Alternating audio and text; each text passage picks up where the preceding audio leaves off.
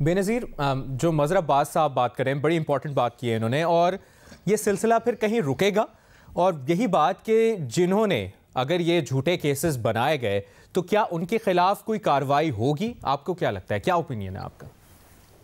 देखिए मुबशर, झूठे केसेस किसने बनाए? राना सनाउल्लाह साहब का जो केस है उसमें तो बहुत वाज़ेह है। किसने एफआईआर काटी, किसने कार्रवाई की राना सनाउल्लाह साहब के खिलाफ जब मंशियात उनकी गाड़ी से पकड़ी गई?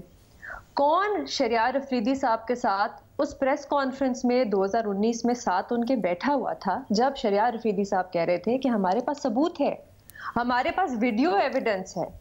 कौन थे वो डीजी एएनएफ के जो उस वक्त कह रहे थे, और ये उनके अल्फाज है, मैं आपको याद दिलाना चाहती हूँ, 2019 में जो डीजी थे एंटी नारकोटिक्स फोर्स के, वो कह रहे थे हमारे पास सफिशिएंट एविडेंस, सफिशिएंट प्रूफ है और हम अदालत में साबित करेंगे कि कब से राना सनाउल्लाह साहब जो है वो ड्रग स्मगलिंग में इन्वॉल्व थे। अगर अब आप मुझे यहाँ कहेंगे कि एंटी नारकोटिक्स फोर्स को सियासी मकासद के लिए इस्तेमाल किया गया, तो मैं फिर आपको याद दिलाऊंगी कि जो डायरेक्टर जनरल हैं एंटी नारकोटिक्स फोर्स के, वो कहाँ से आते हैं? वो सिविलियन नहीं होते।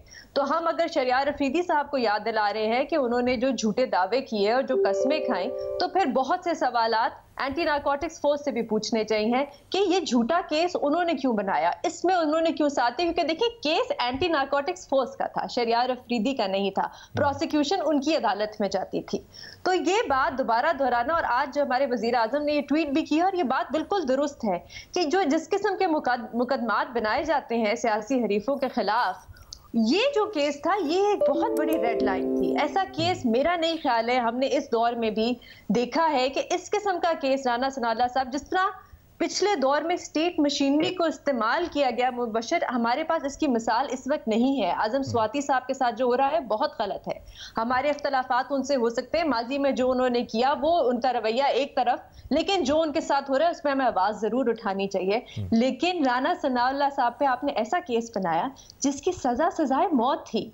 ये एक रेड लाइन थी जो क्रॉस की गई है पिछली हुकूमत में, और इसके जवाब जो सही, जो असल जिसने केस बनाया उनको देना चाहिए, उनके खिलाफ कार्रवाई होनी चाहिए। जो कहते हैं कि हमारा प्रोसिक्यूशन, हमारा कन्विक्शन रेट 97% है, उनसे पूछेंगे आपने कैसा केस बनाया? क्या आप अदालत में साबित नहीं कर सके? जब अदालत में गए तो अदालत ने पूछा कि सबूत किधर है?